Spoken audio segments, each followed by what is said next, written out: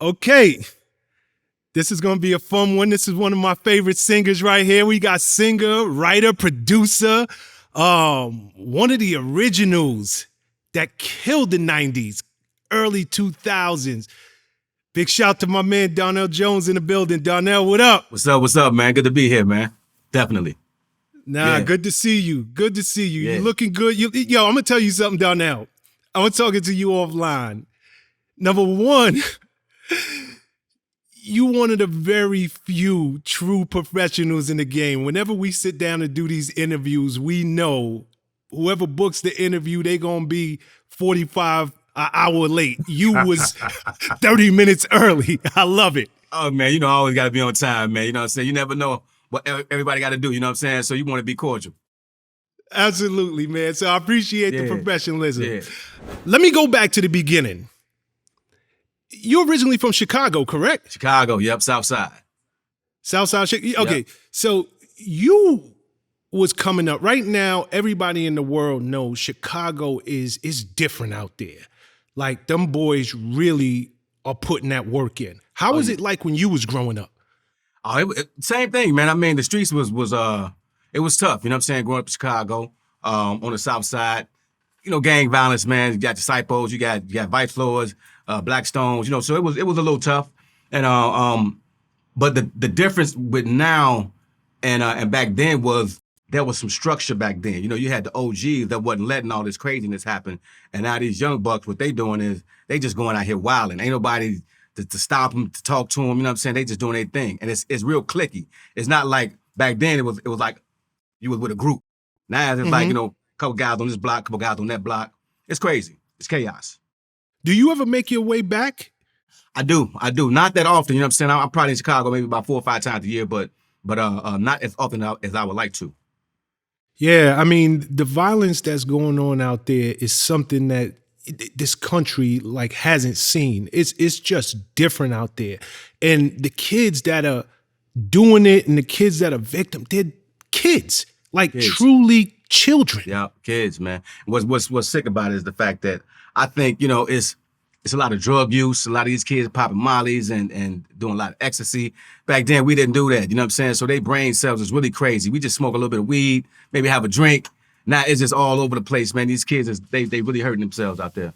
It's crazy. Did you ever get caught up in any of that gang life? I did. I was in the gang banging a little bit when I was young. You know what I'm saying? But again, it was different. It was a different time. And you had OGs that that kind of held things down. And I really didn't get too involved in the violence part of it. You know what I'm saying? What about hustling? Oh, definitely, man. Definitely hustled. You know what I'm saying? Sold a little bit of drugs, but I wasn't a great drug dealer either. I got caught. I got caught all the time. The police always locked me up. So that wasn't my thing. My thing was singing. You know what I'm saying? Like I was a horrible drug dealer. Yo, I'm gonna tell you something because you can always tell when you interviewing a rapper versus an R&B singer. Y'all be so real with it. You're like, yo, I wasn't good at it. I was a horrible drug dealer. Now, if I asked that same question to a rapper, they would have told me they was a kingpin, they was moving weight. So it's always a whole different conversation when I'm talking to somebody who's a vocalist. Right. Now I got to keep it 100, man. You know what I'm saying? That just wasn't my forte, man. Mine was getting that music. Okay, speaking of music, you come from a family of musicians. Like, you really got this thing honest. I was doing my research and I didn't realize that your father's a reverend. Yeah, my dad's a pastor. Yep, pastor Really? of the church. I think he became a pastor when I was like maybe 12, 13 years old. Okay, and he so was it wasn't also like that all my life. He became that. Okay, but he wasn't he also in a gospel group? Also was in a gospel group, R&B group. I mean, he did a lot of things. He was back in his younger years. So do you think that's where your love of music came from? Well, my love of music came from my pops and my mom. Because my mom, she sang as well. She had a hell of a record collection that, she had probably about maybe 5,000 records, man, that she would just spend every day. My grandmama sang, my grandfather sang. So yeah, my family was really into singing, not really into the music business, but vocalists. Okay, I also read that you picked up smoking early, not smoking weed, but just smoking cigarettes early. Yeah. Is really? Yeah. I think I was 14 years old when I picked up smoking cigarettes, man. Yeah. Okay. Did that come from your parents? Is That that from something? my parents. Yep. Watching, well, everybody in my family smoked, man. You know what I'm saying? Like grandmama, granddaddy, uncles, aunts, everybody had cigarettes. And you know, back in the day, they used to ask the kids, go light this cigarette. We used to be able to go buy cigarettes for our parents back in the day. They send you to the store with a note or tell you to go light this off the stove, take a little puff. Next thing you know, you smoking. You know, that's how it happened. Okay, you know, and I asked you that because, again, you're a singer. Your voice, that's your moneymaker.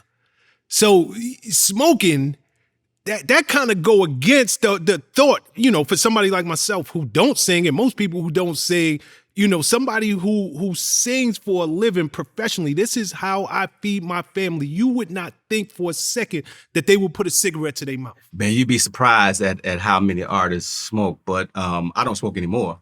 But yeah, it's a lot of artists that smoke, man. It's a habit, man. People pick up, and sometimes it's kind of hard to let it go.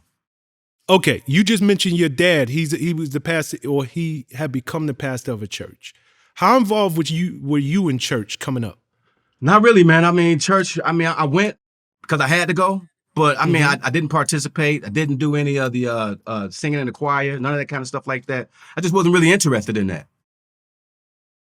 Yo, that's crazy because you hear so many of these legendary singers and they always attribute, you know, I got my start in the choir.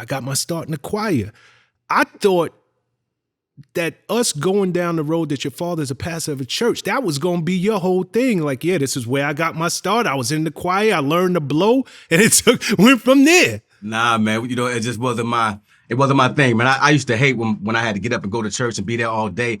I was like one of those rebellious kids. You know, I really didn't want to participate, didn't want to do any of that.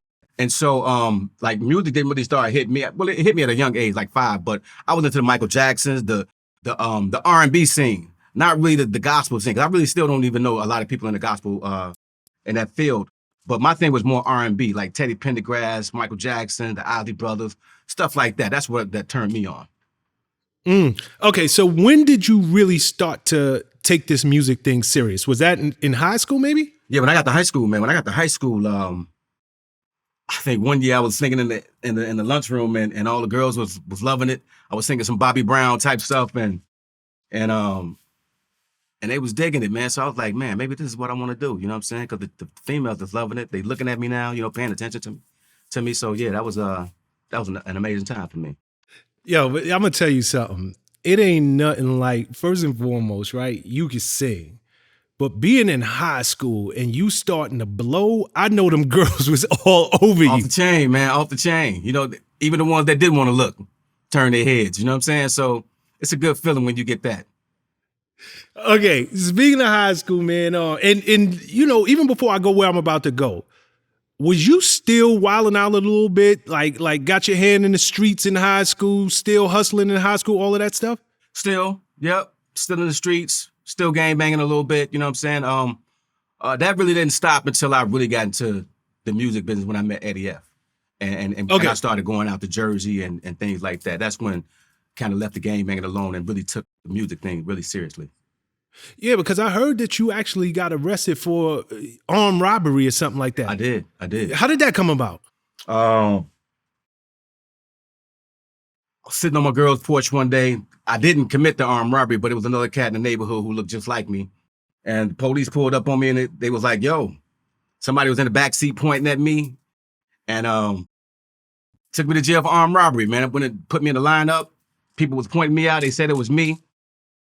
I was scared as hell, man. I was like 15 years old, you know what I'm saying? About to go to jail for something I didn't do. And and by the grace of God, they found the guy who they were actually looking for. And if you put us side by side, we did look alike. So I mean, yeah, that was a crazy time for me. Wow. And I'm assuming after that experience, you're like, yo, I'm scared straight. I don't need none of this. I'm a bad hustler. You know, all the girls in high school is loving me. Right. Like, I might as well just go this direction. Yeah, let me just go ahead and focus on this music thing, man. My my life was changing, man, after I met Eddie, man, and I just wanted to really do something different with my life because being in Chicago in the hood, that wasn't really doing it for me. Got you. Okay, so let's talk about Eddie. Eddie F. For anybody who doesn't know Eddie F. is multi-platinum producer. You most likely think of him as Eddie F. down with Heavy D, the whole Uptown Records thing. He was ahead of the curve, putting together all of the writers and producers in the mid 90s and the 2000s with the Untouchables. How the hell does a kid from Chicago even connect with somebody like Eddie F, who's been doing this since the 80s? I had a group by the name of Porsche, and we had like a whole bunch of shows around Chicago. At this time, I'm like 17, 18. We had a whole bunch of shows around Chicago, so nobody would never sign us. So we decided to take a trip to D.C. because we knew there was going to be this this convention out there called the BRE, the Black Radio Exclusive Convention. So we had a showcase out there, but nobody really came to the showcase because they didn't know who the hell we were.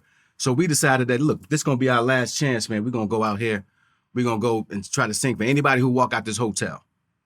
And so Eddie F happened to be one of the people that was coming out. We walked up to him, was like, yo, can we sing for you? He said, no problem. He let us sing. He was like, look, don't sing for nobody else out here. I'm going to sign y'all. You know what I'm saying? Just go upstairs. So as soon as he walked away, we seen somebody else coming out, walked right up to him and asked him, can we sing? He was like, look, seriously, don't sing for nobody else. I'm going to sign y'all. And about 2 months later, he sent us plane tickets to come to New York, man.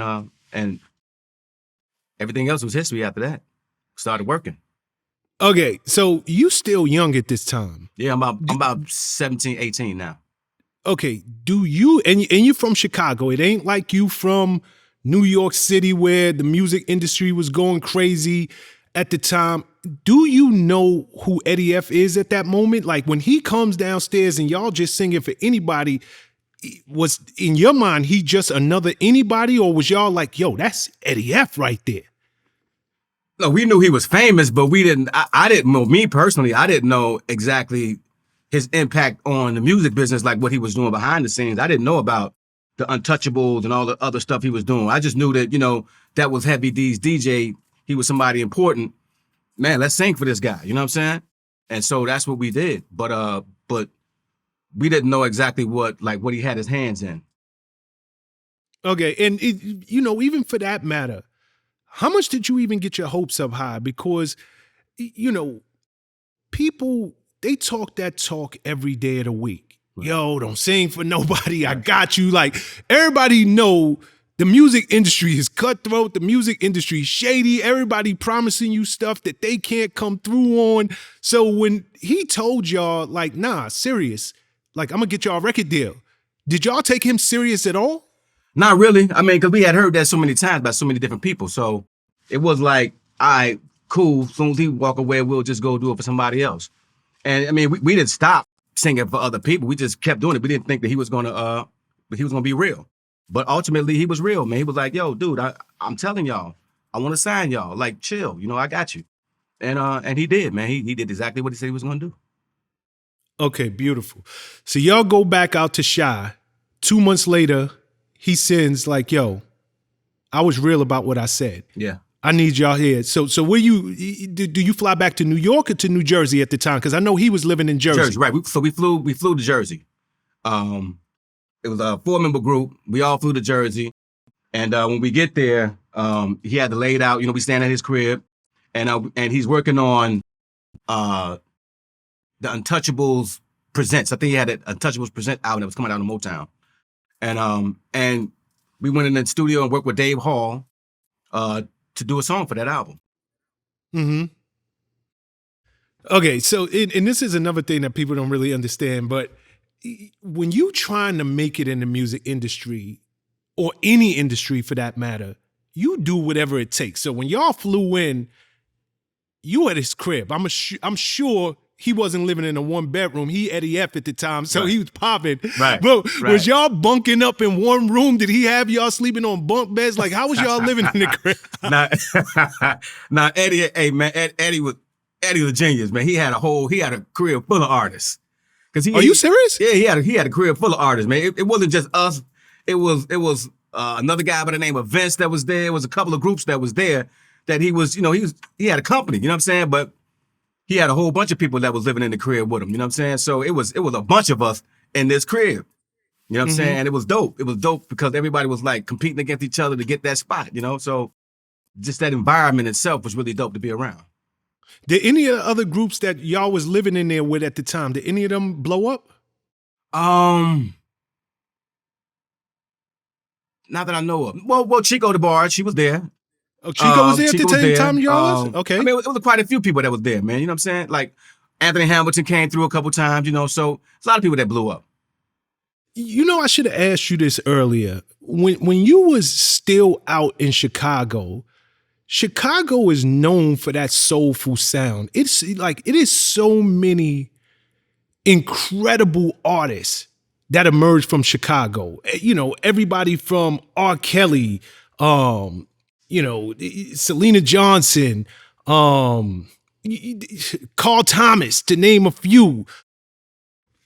As y'all are growing up in the hood, you got your group together and y'all are doing these talent shows. Did y'all ever bump heads with any of those Chicago artists that was really trying to come up at the same time as y'all? Nah. Really? Nah. Nope. How? Because you know what? Because it was different eras. You know what I'm saying? Like Dave Hollister, they was coming up a little bit before. R. Kelly was before. Never met Selena Johnson until after I became an artist. And Carl, you know what I'm saying? I didn't meet Carl till we got to New York. And I seen him at Chad's and Wilson's. You know what I'm saying? That's where I met Carl at. So I never seen him in Chicago. Jennifer Hudson either? Not Jennifer either. Okay. Surprising. Yeah. Because, you know, Chicago has produced so many iconic, like the talent coming out of there is incredible. Okay, so you get down with Eddie F. Yeah. You're in Jersey at the time. You're trying to make it like most artists do, doing whatever this man says to do, whenever he says to do it, trying to hone in on your craft as a singer, a writer, a producer. You got a baby. Yeah. That comes around the same time. Yeah. I got 2 kids. You got 2 kids at that time? I got 2 kids. Yeah. I had 2. I had 2 kids. I had almost like back to back. They probably like maybe 11 months apart, something like that. Yeah. Okay. Yeah. 2 kids. Okay. What was that like? What was your girl at the time? Was she supportive? Was she? And I'm assuming this is your girl from Chicago. Yeah. You're an R&B singer. She got you. She got two of your kids. So there's a certain level of, you know, I feel pretty stable here, but you moving in different crowds now. What was that like? Was she supportive? Because I'm assuming you're still broke at that time, but you starting to work your way up the ladder. Yeah, I'm definitely still broke. You know what I mean? We ain't got $1. I mean, we broke as hell. You know what I'm saying? But she was very supportive. But I mean, she was young too, because we both was young, you know? So, you know, we got 2 kids. I'm out here in Jersey, she in Chicago, and it was tough, you know, because she wanted to be around me, she wanted to be with me. I mean, for the whole group, we all had girls, and one of the guys was married, but it was difficult, you know. I really wasn't seeing nobody out there in Jersey or nothing like that, but she was, you know what I'm saying. So she was like, she started dating other people because, you know, I wasn't there. I was staying out there with Eddie for like maybe 6 months, sometimes longer than that.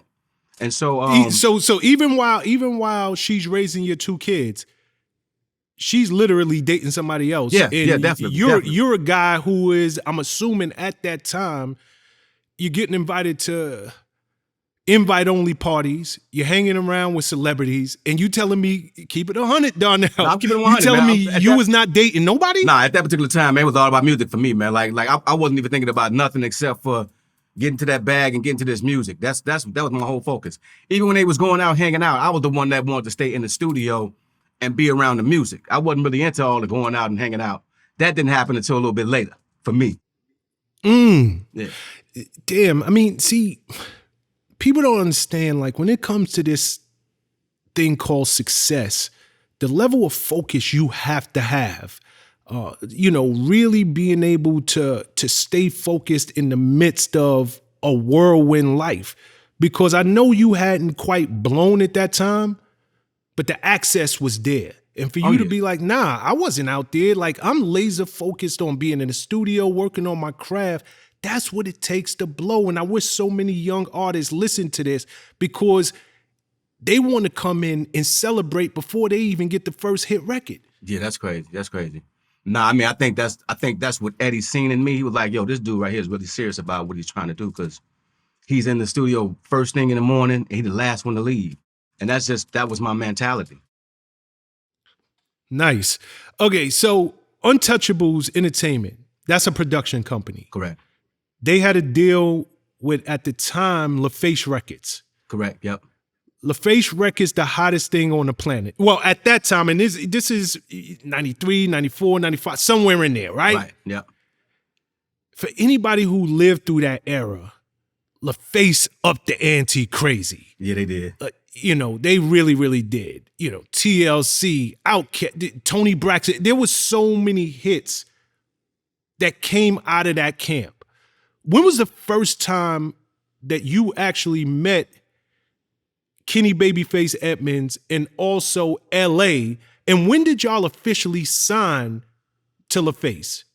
Well, what happened was, after we did the Motown record, with all the artists, the compilation record that Eddie had, I got introduced to Puff, and he was working on Usher's album, and Eddie was working on Usher's album as well. So I wrote a song with Eddie F for Usher called "You Took My Heart," and then Puff had heard that. He was like, "Yo, I'm working on this other record for Usher. I've been trying to get people to write it, but the beat is kind of different.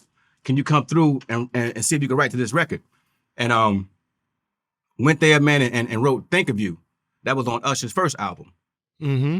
That's when LA and Babyface heard about me, because I had wrote 3 records on Usher's album. So by the time we got down to, Eddie brought me down to Atlanta to meet LA, because I met LA first.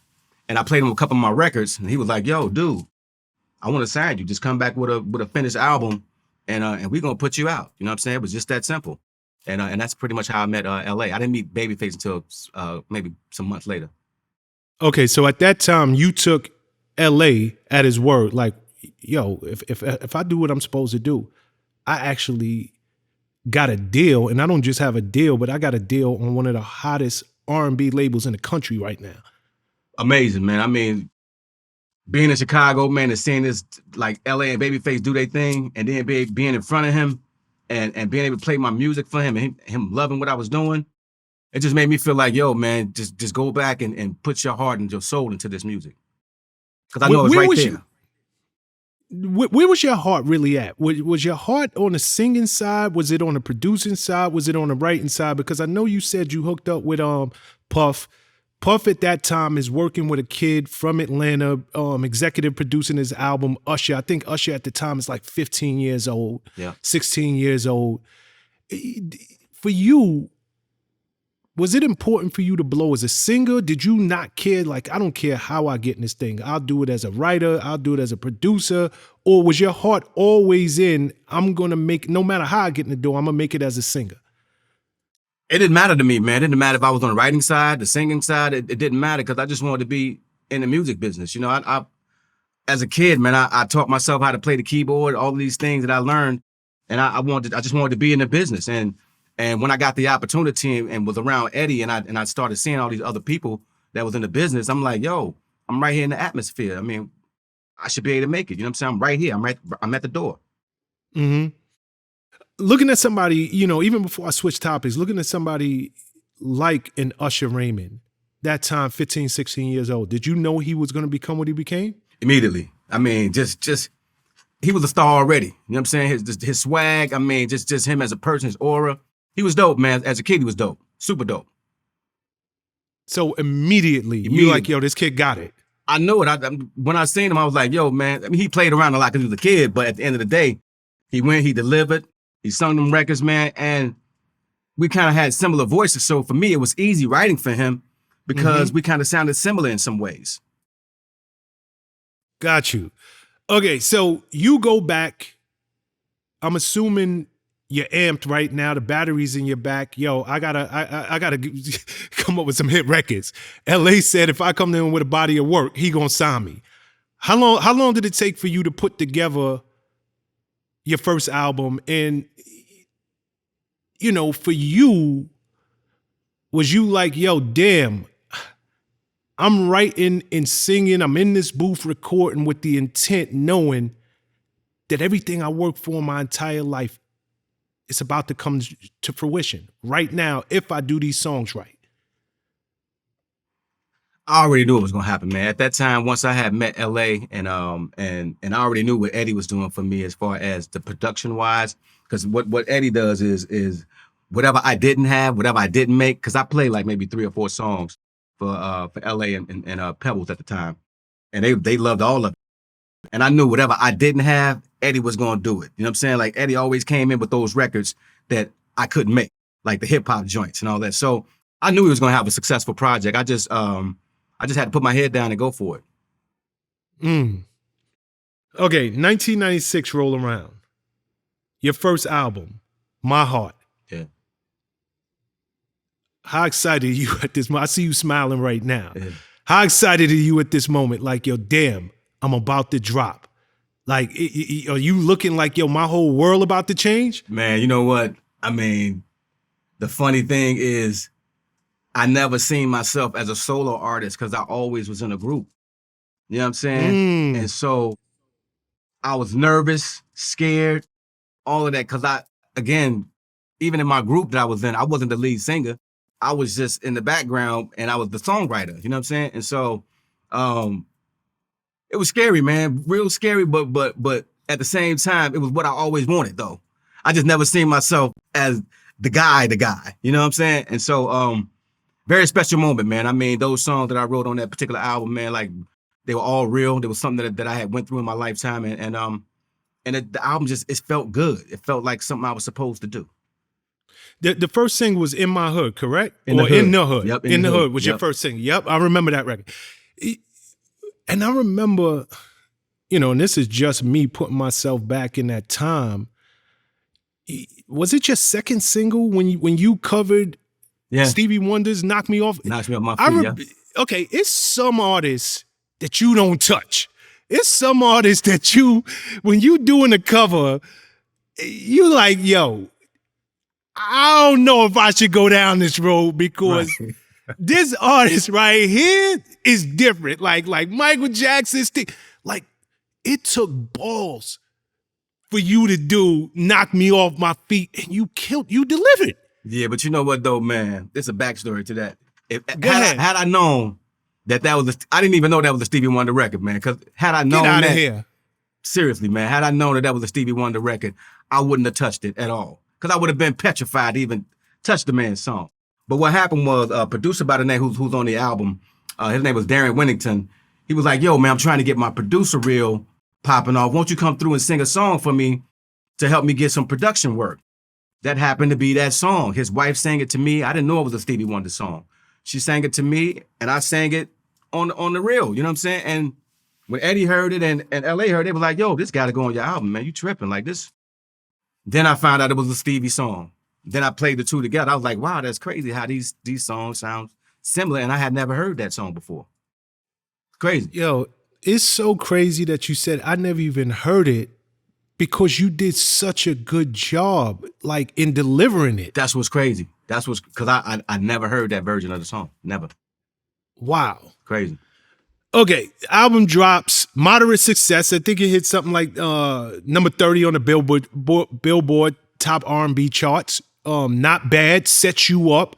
You're officially a player in the game, but, you got some work to do. Yeah. Yep. Your next album drops in 1999. Gotta ask, what took so long? You go from dropping the first, and granted, we understand that today people are literally dropping 2 albums a year. Yeah. People are definitely once a year. So that wasn't the standard back in the mid-90s. No. But by all accounts, 3 years that's a window of time. What took so long? I mean, well, you got to realize too, being on LaFace Records, it's a lot of artists, man, and everybody got to have they time. And I didn't want to come out when Usher came out. I didn't want to come out when TLC came out. I wanted some time for my project to get some burn. You know what I'm saying? And at the time, those are they number one artists. So it took about 3 years. We already had some of the songs already done, but timing wise, it meant everything for us to come out when there was nobody else coming out. And that's what made it work for us. Yeah, I mean that was definitely a wait for all your fans. Like, is he coming back out? Is he not coming back out? Finally, you come back out, and even before I get there, I know you're writing in between this time. You're writing for people like 702. Yeah. One of their biggest hits, "Get It Together," has something like 15 million views on Spotify. Was you writing for anybody else at the time? I was writing for this young lady by the name of Drea. I did some stuff for Silk. I did some stuff for Jade. Quite a few artists at that time. Got you. Second album drops. This is when the world really takes notice. The Way I Want to Be album. This is arguably one of the most solid, well-produced, well-written albums, R&B albums of that era. Appreciate that. Hands down. Appreciate Killed it, that album. Your first single, Goes Crazy. You Know What's Up. You got Lisa Lopes on it. How did that even come together? At the time, man, No Scrubs was so hot, and we needed a record that was the last record that we did on the album was You Know What's Up. Because I mean, we were missing something. Like LA was like, yo, man, we got this body of work, but we missing one record, man. We need something that's gonna pop this shit off. And so here come Eddie. He came with the home run, you know what I'm saying? And they came out with You Know What's Up. I didn't have anything to do with getting left eye on it. I think Eddie and LA was like, yo, man, you know what? We should get Lisa on this joint. And she came, man, she delivered, man. I wish I could have been in the studio with her, but she delivered. She killed that joint. And that was the heat. That was the heat. When y'all did the video, was you on set with her? Yeah, for sure. Okay. Yeah. So it's not like you didn't know her, you didn't get a chance to work with her. You just wasn't in the studio when she recorded. We did a lot of things together, man. A lot of things together. Got you. Yeah. Yo, that's dope. And you want to know, that song, You Know What's Up, and you could correct me if I'm wrong, but it was a song that put you in the clubs. That was the record, because I remember that record really killing the clubs at that time. Was that the intent when they was like, yo, something's missing from this album? Was the focus, yo, we need to get this man in the clubs? Or did they just feel like it was just something that didn't tie the whole album together? Well, Eddie, man, by Eddie being a DJ and by him, knowing that whole club scene, it was very important that we be in the clubs. That was the most important thing, because once we got him in the clubs, my ballads, like I'm a balladeer, so I mean we already knew that we had enough ballads on the album to make this album really work. But to start it off, it's got to start off with a headbanger, and that was it. I mean, if you got a hot, first of all, I gotta say, Mount Vernon, it's something in the water up in Mount Vernon, man, because it's like everybody from Mount Vernon, they get it, and they be successful in this music business thing. And so again, man, like I said, Eddie F, man, he just knew the value of having something in the club to kick this thing off. You know what I'm saying? And that particular record, man, it did it, and it did it on a pop level as well as R&B. Yeah, I mean, that single eventually goes gold. Like you said, it had Lisa Lopes on it. How did you feel in 2002 when you got the news that she passed away? Man, horrible, man. I mean, it was devastating, because she's very young, man. She was very young, hadn't lived a lot of life yet. She was definitely changing her life, doing different things, spirituality was changing inside of her. And just a sad day, man. That time. Yeah, it really was. She was so young, so talented, such a beautiful spirit, young artist, and to be cut down in her prime, crazy. Yeah. That song goes on, it does something. I mean, even to this day, it has something like 100 million views on Spotify. Monster record for you. you follow that right back up with Where I Want to Be, another record that killed. How did that record come about? True story, man. I mean, that's what I was living, at that particular time. Me and my girl, we were still together. But things were changing, life was changing. We were growing apart. Now all these women that I couldn't get before, now they coming at me. They throwing themselves at me. And so I'm seeing all of these things. I'm like, well, before I cheat on you, I'd rather just break up, you know what I'm saying? And I didn't know how to say it to her, so I said, you know what? I'm gonna write it. I'm gonna write a song, and this is what the song gonna be about. I didn't think the song was gonna be a single or nothing like that. I just knew that these were the things that I was feeling in my heart, and I wanted to get it out. And that's how I got it out on record. Turned out to be one of the biggest records I made. I get the sense that that's the song that when people think about Donell Jones, they think about Where I Want to Be, because for you, it was autobiographical. Yeah. But it resonated with so many people who was in that same situation, right? Yeah, man.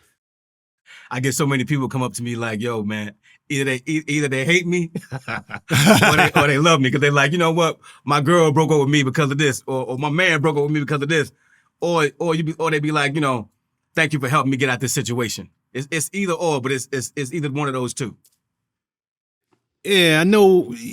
That record right there. To this day, it's on so many playlists. You can go on iTunes, you can go on Spotify. That song always comes up, and it's so signature to you. Appreciate that. What eventually happened with you and your girl at this point? Because you're essentially writing her, I'm confused, I don't know if I want to be here type record. I mean, I know when she heard it, she knew exactly who you was talking about. Like, what did that conversation look like in the crib? I mean, she knew it, man. I mean, the bad part about it is she knew it, her family knew it, everybody in Chicago knew it, because, that's where we from. So everybody knew I wrote this song about us.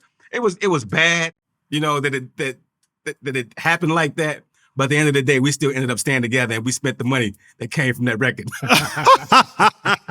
but it was how I was feeling at the time, you know what I'm saying? And so I say, it's always better to write songs that come from the heart, because you never know who else out there may be going through it. You can help somebody else out with their situation. And that just let me know, man, always write from the heart, That's such a great lesson for anybody who's watching this, who is an aspiring singer, writer. Writing songs that are from the heart, writing songs that are truth. Those are the ones that always, not sometimes, but always cut through the clutter and resonate with the masses. That is the secret formula right there that most people just don't get. When you write what you are living, what you're going through, and being willing to expose your innermost feelings, yep. Those are the ones that take you to the moon. So right, so correct, man. I mean, just that whole Where I Want to Be album was all truth. That whole album was written about what I was going through in my life at that particular time. Even This Love, being up in the club and seeing all these women, not wanting a relationship, but just the physical part of it. All of those songs was they were real. They was what I was going through, what I was dealing with. Let me ask you something, because you said earlier in this conversation, when you first moved to Jersey, you was locking yourself in the studio. I'm trying to win. I'm trying to learn every little thing that I can learn. I want to blow. Okay, you blew. How did life change for Donell Jones at this moment? The money's coming in. You seeing a whole different, granted, your baby mother, y'all been together since high school, but it's a hit record will introduce you to a whole different type of woman. Like, that puts you in a whole nother place. Right. What are the things that changed for you when them records started hitting? Everything changed, man. I mean, fame is a blessing and a curse. What do you mean?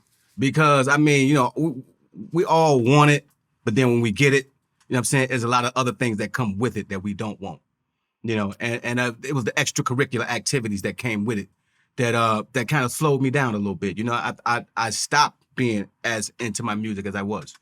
Because now I'm partying. You know what I'm saying? Now I'm having fun. Now I'm doing some of the things that I wouldn't have naturally done before. You know, now I'm cheating. Now I'm in the club all night. Now I'm drinking. You know, now I'm smoking a lot of weed. Now I'm drinking excessively. You know what I'm saying? And so that's the part of my life that started to change. It went from me dedicating 100% of my time to my music, and now it's probably down to like 40% because I'm off doing all these other things that seemed important at that particular time. But it was, you know, just fun. Just fun is just taking me away from, you know, what I love the most. You know, it's so crazy because I speak to artists all the time and I tell them, like, you really have to be mentally ready for a hit. I mean, y'all are artists. You, from the day you start singing, rapping, doing whatever you do, you dream of one thing and one thing only, is blowing. I want to be successful. But one of the most difficult things to do is be successful and remain committed to your craft.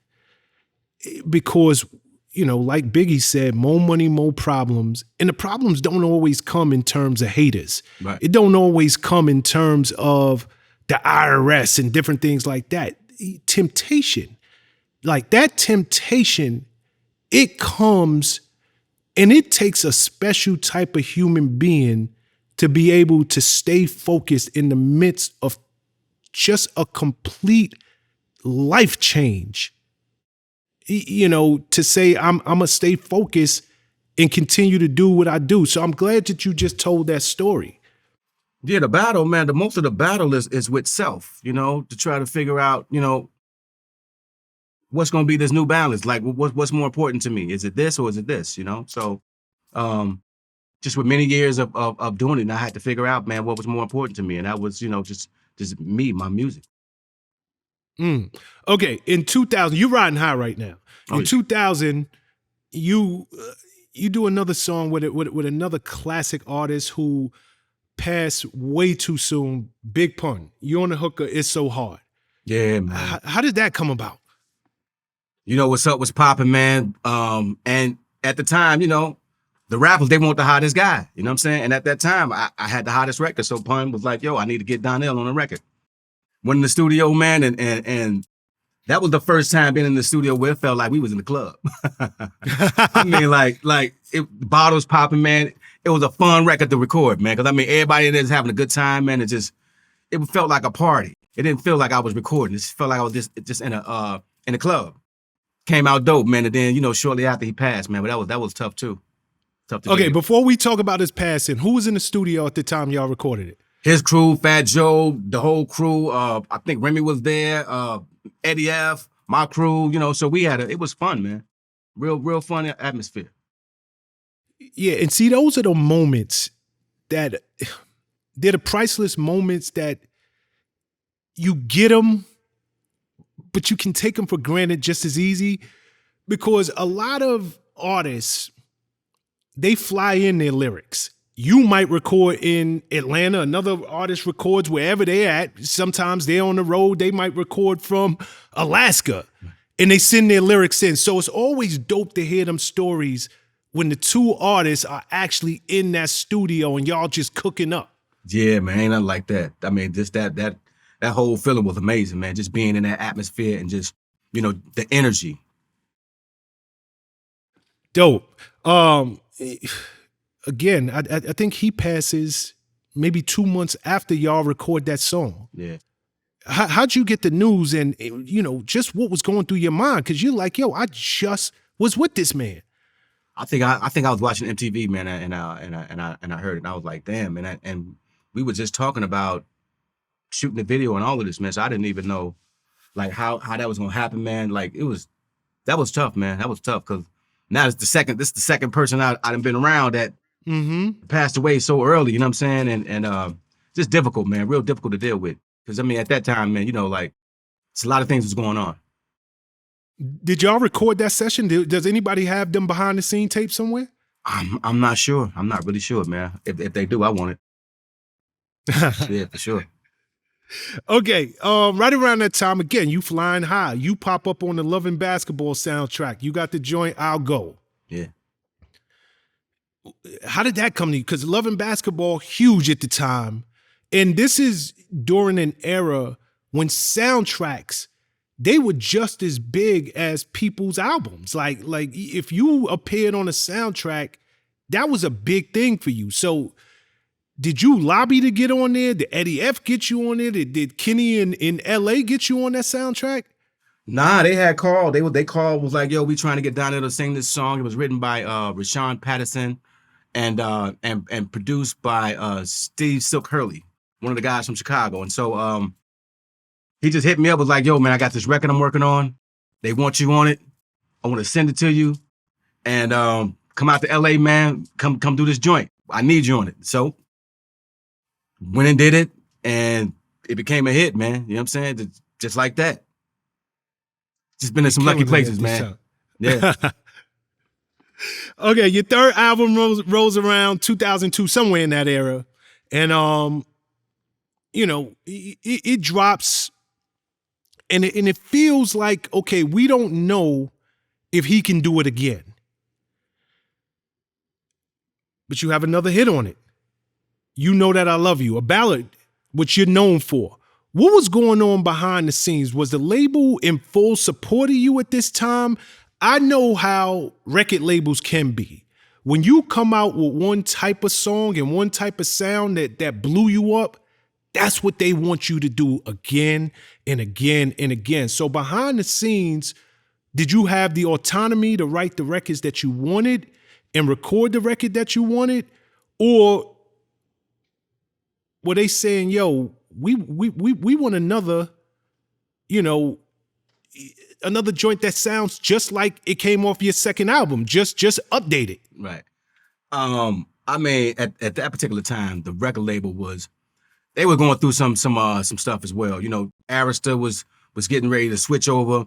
LA LaFace was about to shut down because he was about to become president of Arista Records. So it was a lot of turmoil going on in-house within the whole BMG system. And so I think just that my third album just got caught up in that whole switch over, that whole changeover thing. But they still let me do what I wanted to do as far as record the records I wanted to record. You know, they were always in my corner as me being a songwriter and a producer. They never got in my way as far as that's concerned. Really? No, they never got in the way of that. That's dope. That's dope. Okay, so You Know That I Love You. That's a Donell Jones type record. You know, is that something that you wrote and produced yourself? No, that's actually written by Jamie Hawkins. Okay. And I forget the other producers that were on it as well. But no, that wasn't written by me. Just a dope ass record that it felt like a Michael Jackson record, man. And I love Michael Jackson so much that I was willing to take on that record and try to do it. But I think if Michael would have got that record, it would have been crazy. Because it's a Michael Jackson record if you listen to it. It really is. And even as you're saying it, I'm hearing the melodies. It definitely feels like a Mike type joint. Yeah, yeah. All right, that's, you know, and the album did well. It hit something like number 20 on the R&B charts. You're good. You come out with your fourth album, Journey of a Gemini. Journey of a Gemini. This album was a little bit different because it was the first time that I noticed you had a diverse collection of writers and producers on the album. You know, it didn't because before it always felt like it was more in-house. It was you who were doing a lot of the right. Like, why go outside the camp at this point? Well, at this particular time now, this is when L.A.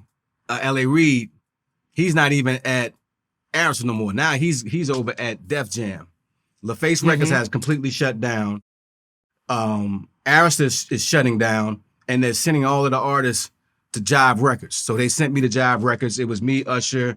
Now I'm over here with R. Kelly, Justin Timberlake. So now they got a Joe, just a whole bunch of male artists over there. And so they didn't know what to do with me as an artist, you know. So they sent me out to go deal with all these different producers. I had already had the album finished. But they sent me out to go deal with all these different other producers, which I had fun doing the album. But that was the time when it was the most hardest for me, because I think at that time I was under the influence of alcohol a lot. You know what I'm saying? Getting high a lot. You know what I'm saying? So they really didn't know what to do with me as an artist, and it's kind of fucked up situation that I was in at that particular time. Okay, LaFace Records disbands. Correct. You have no choice in where you're gonna land, right? You started off LaFace, which was under BMG as the distributor, disbands, and now you're over at Jive. Jive in the 90s, the 2000s, it was monsters over there. Look at some of the artists you just named. Usher. R. Kelly is killing them. Joe is over there. Justin Timberlake. Like it's all of these male soloists on one label. They had just signed Chris Brown too. So he was just over there. So I mean, they had a lot of male artists, and quite naturally, when you got a label full of male artists, somebody is not gonna win. Everybody can't win, because especially if it's the house that R. Kelly built, you know what I'm saying? Then of course it's gonna trickle down. So by me being on LaFace Records, it was Usher was like the top guy, and then the only other male artist over there was me. Besides that, you know what I'm saying? So that's better than being on a label where you got 15 different male artists and they all damn near do the same thing. So I mean, for me, it was a little bit difficult being over there. I gave them hell, and they treated me like that too. Okay, what comes first, the chicken or the egg? Like, was you one of them artists who you sort of writing on the wall and you just like, F y'all, I'm gonna give y'all hell? Or did the call stop being returned right away? Did you feel, nobody's saying it, but when you're in a place and you're not the priority, did you feel them giving your management and yourself that secondhand treatment, and you're just like, yo, if I'm gonna get treated like this, then I'm gonna treat y'all like this? I kind of seen the writing on the wall. You know what I'm saying? I kind of knew that, when you at a label and you got people in-house, and then you go to a whole nother situation where you don't know nobody there, and they already had their favorite artists who they liked working with, and you just hand it to them. You know what I'm saying? It's not like, oh, give us Donell. You know what I'm saying? It's like, here, take Donell. You know what I'm saying? So it just felt like that. I knew it was like that. And I gave him hell, man. And then I didn't like the fact that I had already had Journey of a Gemini finished. And then they wanted me to go and record with all these other different producers, which I didn't have a problem with that. But I felt like what I had already was good enough. And they felt different about that. So we went and recorded with all these other producers and came out with that particular album. Yeah. Okay, you said, which is true, Jive, that's the house that R. Kelly built. Yes. Did you ever get a chance to work with him during that time? Never got a chance to work with him. Met him on a lot of occasions, man. So I already knew him, but never got a chance to work with him. What about tour? Because I mean, for me, I was a producer myself, so I always felt like I could do my own record. I really didn't need nobody else's help. I could do it myself. You know what I'm saying? And I think as producers, we all feel like that. Okay, so y'all never went out on the road together? You never toured up under him or nothing? Never, none of it. Really? Nah.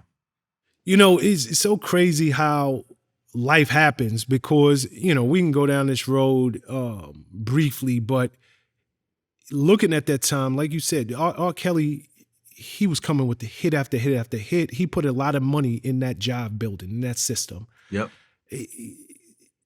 Can you believe where this man's life has ended up? Like, here we are, 2022, and that juggernaut of an artist, as we speak, is behind bars somewhere. Somebody who was doing your thing at the same time. Can you even believe it? It's unbelievable, man. I mean, it's unbelievable. I would have never guessed that he'd be in jail. I mean, to be honest with you, how does these things happen? I mean, I know how it happened, but I mean, somebody has to be there to tap you on the shoulder to be like, hold on, man, slow down a little bit, but things happen like this, I guess. Yeah, you just don't never know where this life is going to take you. If somebody had told any of us at that time, you just wouldn't believe it, because that guy was, he was batting 1,000. Everything he touched was out of here. Yep. Obviously, that has nothing to do with his personal life and his preferences in young ladies. But Correct. be it as it may, life just has a weird way of playing out. On your Journey of a Gemini album, you work with the Clipse. Yeah.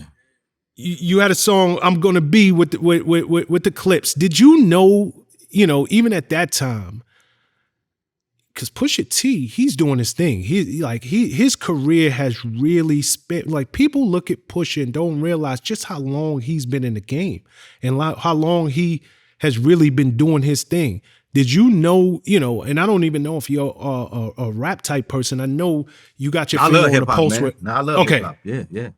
Did you know, like, the Clipse and Pusha was gonna kill it like they have? Man, of course, man. I've been up on them for a while. You know what I'm saying? Like back in the day. So once at this time, my A&R is Mark Pitts. Okay. So Mark is like, yo, I'm gonna go get Clipse to get on this joint. I'm like, yo, that's what's up. I wasn't in the studio when they did that. But when he played it for me, I was like, yo, this is fire right here. Happened to be a really hot joint, man. And I think Tim and Bob produced that record. And we co-wrote it together. Nice, very nice. Yeah, shout again to Pusha T. I really love where his career is going over the years, and it's so hard to stay relevant as a rapper. And he's found a way to do it and do it very successfully. You touched on this, and I want to go there for a second, because right around this time, your album comes out. You're on the other side, for lack of a better way to put it, of your career. Right? You're on a label that's oversaturated with male solo artists. You're not necessarily the priority at that moment. You get heavily into alcohol. Mm-hmm. Is this something you've always struggled with, or is it as a result of this period in your life? I think it was, well, I never really had an issue with alcohol. It was just that before then, I used to go and get drunk, but I would only drink to get drunk. I wasn't drinking to have a good time. But at this particular time, I would say it had a lot to do with what was going on in my life at the time, being on Jive Records and just my life spiraling out of control. At that particular time, my relationship was breaking up with my children's mom. So it was a lot of things in my life at that time that was going haywire. It felt like everything was falling apart. And so alcohol was one of the things that I turned to that just made me forget about everything. It was kind of like a Band-Aid, that I was putting on the situation, and it kind of got pretty bad. How bad did it get? And I ask you this because there's this point. It's this line, right? Anybody who struggles with addiction, you're drinking or you're using drugs or whatever your vice may be, you're doing it and you have it under control. But then one day you cross this line, and most people don't realize where that line is, to now, I'm not doing it to have a good time anymore. I'm not doing it to get drunk. I'm doing it because I have to. Did you have a moment where I can't stop? Like, I'm actually dependent on alcohol? Or was it something that was pointed out to you? Nah, I knew I had a problem, man, because I had to drink every day. You know what I'm saying? Like, it became my normal. Like, if I wasn't drunk, that felt like something was wrong. You know what I'm saying? So I had to. It became my norm. And I one day I drank so much. I had a gallon of Bacardi. I drank the whole gallon of Bacardi, man. Was that your drink? Was rum your drink? Anything that had liquor in it was my drink. It didn't matter what it was. You know what I'm saying? So I drank anything. It didn't. I didn't have a drink of choice. I just happened to have some of that day, and I drank a gallon of it, man. I went to sleep, woke up, and you know how you can still hear liquid in your belly. I woke up and I still was drunk as hell. Still had a lot of liquor in my belly. And that was the day I was like, you know what, man, let me call my mom and tell her I need to go to the hospital. I need to get some help for this because I mean, like it's getting ridiculous. And it got really bad for me. Was you still together with your baby mother at the time? I know you said y'all was on the rocks, but when this moment happened, when you woke up, and it's a whole. when you call mama, I gotta call my mother. I've hit rock bottom. Like when you get to that point where you're like, yo, I just got to go back to the person who I know loves me and cares for me more than anybody on planet Earth. I'm going to pick up the phone and call my mother. When it got there, was your family still together? Did your girl leave you by this point? Not at this time, man. It's nobody in this house but me. I'm the only one in here, and I'm by myself. The kids are gone. She's gone.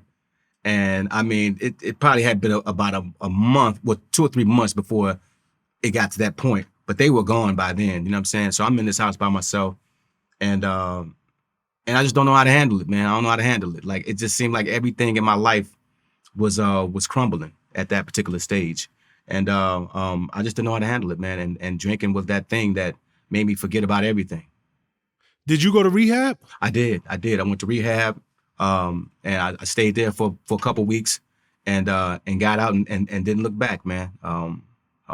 Met some really incredible people, and I started that Alcohol Anonymous thing. Really? Yeah. Do you do it to this day? Nah, I don't do it no more. Nah, it's been a while. Yeah. Okay, so it's common for anybody who has ever suffered from addiction. It's very, very common to relapse. Did you ever relapse, or once you was done with it, you did? Yeah, I did. I relapsed.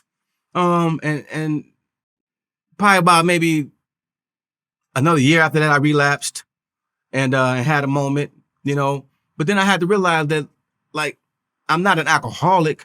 It's just the fact that at that particular stage in my life, I was going through something. I used alcohol as a crutch. You know what I'm saying? Now, if I do have a drink, I drink responsibly. It's not for any other reason but to have a good time, and that's it, Because I'm not gonna stop everything. You know what I'm saying? I'm one of those guys that I'm in control of it. Not anything is in control of me. Okay, that's very interesting. So you can, to this day, have a drink to have a good time, and you're not petrified that, I might find myself back on that couch, waking up with a gallon of Bacardi in my stomach. Like, you are not scared to death? Nah, I'm not scared. You know why? Because I'm in control of me. You know what I'm saying? I'm a different person now. I don't let things get to me. I know it all starts right here. It's what you give attention to and it's what you focus on. You know what I'm saying? And for me, like, I don't let anything bother me. Anything outside of me can't bother me. I'm in control of this. Amazing. Okay. At what point, I know your children's mother, y'all break up, but around this same point, don't you meet your future wife? I do. Well, we don't meet until 2006. So me and my ex, we haven't been together in probably about three or 4 years by this time. By the time I meet my wife, yeah. Okay, so you're Donell Jones. You're no stranger to beautiful women. What was it about her? Like why her? She was just amazing, man. I mean, when I met her, man, very beautiful woman. Taught me a lot, man. Changed my life, just for the better. Just everything about her, man, just screamed I needed to be with her. It was, I don't know, man. It's like one of those moments, like I seen, because I met her in the club, right? And I know this is going to sound kind of crazy, man, but it was like when I met her, it was like this light that was shining on her, man. And I seen her, and then like 10 minutes later, she's like right next to me. And it just felt like I was supposed to talk to this woman, and I did. And that day, we never left each other's side since then. You know what I'm saying? Because it was just the energy, everything about her was just, it was just what I needed and what I wanted. And very special woman to me. It's amazing. So, you just, again, you never know how your life is going to turn out. You hit rock bottom, and somewhere during that period, you meet a woman who becomes your soulmate, your life partner. Um, I know you go on to drop your 5th album, and you dropped a single, "Love Like This." Yeah. Is she the woman in the video? She is. Yeah. You actually put your wife in the video. I did. Yep. I did. Because you know what, man? Like it. She meant that much to me, man. Like I never did that before, but she meant that much to me. I wanted everybody to know that this is my lady right here. And that's how I felt. I still feel like that today. It's so crazy because that's why I asked you earlier, what was it about her? Because people don't realize the access that folks like me spending so much of my life in entertainment. It's almost a different world. It's an exclusive club that you're in, and there's so much access. So for you to meet somebody and you're like, nah, this is the one. I'm still with her to this day. This is actually, I made her my wife. Mm-hmm. You guys have something like 2 children together, correct? We have 2 children, yep. Yeah. Again, what was it about this woman? Like, that's crazy to me. I mean, she just, man, she like turned me on in every way, man. I mean, I've learned so much from being with her. Just her personality, she's changed me as a person. And so, I give her all the credit. Definitely, man, for real. Beautiful person, beautiful soul, everything about her. Beautiful mother, beautiful wife, all of those things. What goes up must come down. We spoke about some of the challenges you were going through at the time. I know you went through a horrible time financially, a lot of debt. Is this around that same time, or is this later? I've never really had. I don't know where that's coming from because I've never really had a financial problem. I've had like some issues with alcoholism, but nothing financial. My financial my financial has always been pretty great. You know what I'm saying? Because I'm a songwriter, so I get royalties from songwriting. Go do shows, all kind of things. So I never really had a problem with the financial situation.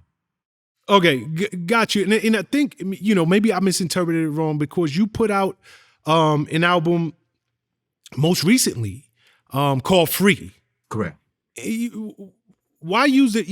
I'm thinking this is free from debt, free from record labels, free from I'm finally free. Where did that title come from? What inspired you? Well, the reason I did the album was because, at that time we were, the pandemic had just started. Everybody was in the house, locked up, couldn't go nowhere. So I'm like, you know what? I got this idea to make an album, give it away for free, and call it 100% free. And talk about all the reasons why and the things that we need to be free from addiction, free from self-doubt, free from negative thinking, free from all of these things that keep holding us back. And that's where the idea of the album came out. And I also wanted to make the album free. And so that's what I did. That was the whole concept of it, was to give something away for free, as well as talk about where I'm at in my life right now as far as freedom, because at that time I was free from debt, free from record companies, free from a lot of things that I was going through mentally. And I just felt like, that was a great time to share that with the public. That's beautiful. That's beautiful. So what's next for Donell Jones? What's next for me, man? I'm working on the album right now. It's going to be called Elevate. Also, getting ready to go in the studio and work on another album with my brothers, Dave Hollister and Carl Thomas. We put together a group called The Shy. So we're going to get ready to work on that. The only thing about that particular project is we all live in 3 different states and we all have 3 different careers. So it's a little bit hard trying to get us all together. But once we do that project, man, I really feel like it's going to be something special for R&B. And those are the things that I'm doing right now. Dope. Very dope. You just mentioned some legendary vocalists, Dave Hollister, yourself, Carl Thomas. I know y'all made the announcement in 2021, and I was going to ask you before I let you go, like, what really happened? Like, y'all really need to push that thing forward. All of y'all from Chicago, the group name is The Shy. I get that y'all are all, in different locations, but I think your fans would love that one. I think so too, man. I mean, it's something that we're going to do. We're definitely going to do it. It's just that, again, we all have 3 different careers, man, and trying to come together and sit down and do an album together, because we don't want it to be where you send him the record, send me the record. We want to be in the same room, you know, when we do it. So somebody gonna have to give us some money, man, to sit us down for a little bit so we could actually do this record, because we still got families to feed, you know. So, you know, it's very important that we still get out here and make this money for our kids. You know, we got babies. So absolutely, that's important. But I think that, you know, eventually we'll get a chance to sit down and really get this album together, because it will be special. Yeah, I mean, that's going to be one of them super groups that so many, you know, people who are true fans of R&B, they're going to look forward to that. Appreciate it. You know, there's another group who was actually announced around the same time. You know, Anderson .Paak and Bruno Mars came together that formed their own super group. What do you think about Silk Sonic? I think they're amazing, man. I mean, for those 2 guys to come together and produce the type of music that they did, I think it was amazing. And you see the outcome. The music sounded really great.